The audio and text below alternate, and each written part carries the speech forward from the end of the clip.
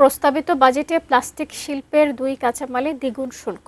দেশীয় 3 কারখানাকে সুরক্ষা দিতে বিপাকে 8 থেকে 10টি শিল্প খাতের 800 কারখানা, যার প্রভাবে কৃষি থেকে শুরু করে নির্মাণ, বেভারেজ সহ নানা শিল্প খাতে বাড়তে পারে উৎপাদন খরচ। উদ্যোক্তারা বলছেন, বাড়তি খরচের চাপ শেষ পর্যন্ত পড়বে ভোক্তার কাঁধেই।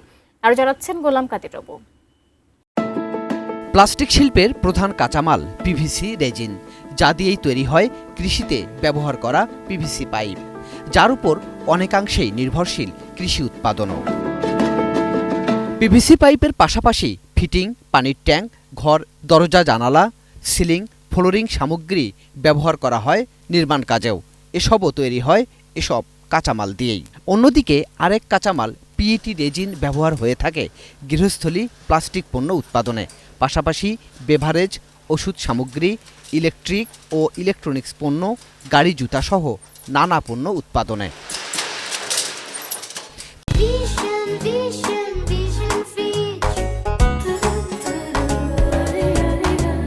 প্রস্তাবিত বাজেটে বাড়ানো হয়েছে এই প্রধান 2 কাঁচামালের শুল্ক।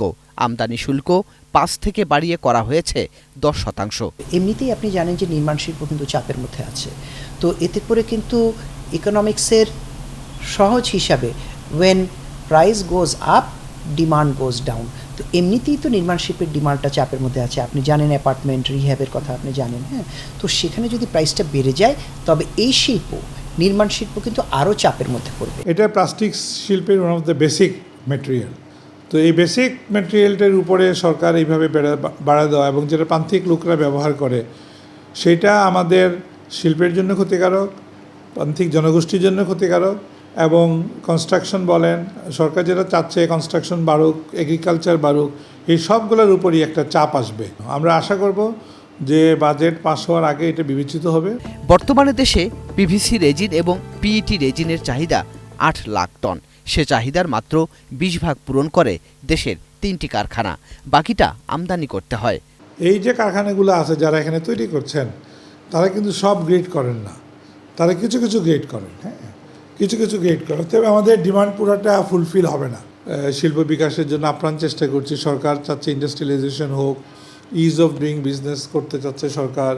এই সব কিছু বিবেচনা করে যদি আমরা একটু ডিফিকাল্ট করে ফেলি, তখন তো আমাদের অনেক ইন্ডাস্ট্রি বন্ধ হয়ে যাবে। আমাদের প্রায় পিভিসি পাইপে 500 ইন্ডাস্ট্রি আছে, ছোটো বড় মিলিয়ে 300 ইন্ডাস্ট্রি আছে। PET bottle manufacturing, PET film manufacturing, sheet manufacturing, এবং অনেকগুলো ইন্ডাস্ট্রি, বড় বিশাল বড় বড় ইনভেস্টমেন্টও আছে যারা বড়। ইন টোটাল অ্যাবাউট 800-এর মতো ইন্ডাস্ট্রি হবে, ছোটো বড়, হ্যাঁ, ছোটো বড় মিলায়। তো 800 ইন্ডাস্ট্রি যে এমপ্লয়মেন্ট, এবং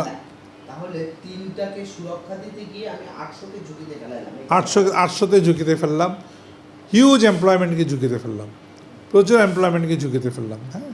তো এটা আসলে, এবং আমরা কম্পিটিটিভনেসও হারাই ফেলবো। যে সরকার কিন্তু বলছে যে ওয়ার্কিং ক্যাপিটাল কোম্পানিগুলোকে দেওয়া উচিত, বন্ধ মেশিন চালু করা উচিত। এই পলিসির বিপরীতে কিন্তু তাহলে এই ডিউটি হাইকের এফেক্টটা যাবে, অর্থাৎ কিনা ডিমান্ড কম হবে, আপনার কিন্তু ক্যাপাসিটি আরও কমবে, ক্যাপাসিটি আরও কমলে কিন্তু আপনার কর্মসংস্থান আরও কমবে। আমাদেরই মতো উদ্যোক্তারা কিন্তু তখন শ্রমিক বলেন, কর্মচারী কর্মকর্তাদেরকে কিন্তু we have to let go, unemployment কমবে, কিন্তু সরকার কিন্তু চাচ্ছে আনএমপ্লয়মেন্ট বাড়বে। অতএব আমার স্বনির্বন্ধ অনুরোধ থাকবে আপনাদের থ্রু দিয়ে সরকারকে বলা যে এই সিচুয়েশনটাকে, এই ডিসিশনটাকে ডেফিনেটলি রিকনসিডার করা, কারণ ভোক্তা পর্যায়েও আপনার দামটা বেড়ে যাবে। এর সাথে শুধু যে আমাদের ওয়ার্কাররা জড়িত সেটা না, আমাদের বিশাল ডিলার কমিউনিটি আছে, আমাদের বিশাল রিসেলার কমিউনিটি আছে, আমাদের সাথে ছোট বড় মাঝারি আপনার রিয়েল এস্টেট ডেভেলপাররা আছে। সো এখানে কিন্তু লক্ষ লক্ষ লোকের কর্মসংস্থানের ব্যাপার আছে। উদ্যোক্তারা বলছেন, রাজস্ব আয় বাড়াতে এসব কাঁচামালের শুল্ক বাড়ানোর পদক্ষেপ নেওয়া হয়েছে, কিন্তু চাহিদা কমে ব্যবসা সংকুচিত কিংবা কারখানা বন্ধ হলে উল্টো সরকারের শুল্ক ভ্যাট থেকে আয় কমবে। দেখুন, এটা তো আপনি শুধু ইম্পোর্ট ডিউটির ওপরে, তাই না? তো অবশ্যই যখন আপনার ডিমান্ডটা কমে যাবে, আমাদের ক্যাপাসিটি ইউটিলাইজেশন কমে যাবে, আমরা ইম্পোর্ট আরও কমিয়ে দেব। অতএব কিন্তু রেভিনিউ পোর্ট থেকে কিন্তু সেটা কমে যাবে। শুধু তাই নয়, পরবর্তী পর্যায়ে ভ্যাট আদায়ে কিন্তু সেটার একটা এফেক্ট পড়বে। আচ্ছা, শুধু ম্যানুফ্যাকচারিংয়ের ক্ষেত্রে পড়বে না। দেখুন, ভ্যাটটা কিন্তু ভ্যালু এডিশনটা কিন্তু ইকোনমির ভ্যারিয়াস পর্যায়ে যায়। এটা যখন আপনি একটা এই বিল্ডিং তৈরি করবেন, অ্যাপার্টমেন্ট ওনার রিয়েল এস্টেট ডেভেলপার যখন আবার বিক্রি করবে, তখন কিন্তু আবার ভ্যারিয়াস পর্যায়ের কর ট্যাক্স দিতে হয়, সেটা কিন্তু আরও কমে যাবে। সো আমি মনে করি এই 5% কিন্তু it will have a multiplier effect, multiplier negative effect. Golam Kader প্রভু, এটিএন নিউজ, ঢাকা।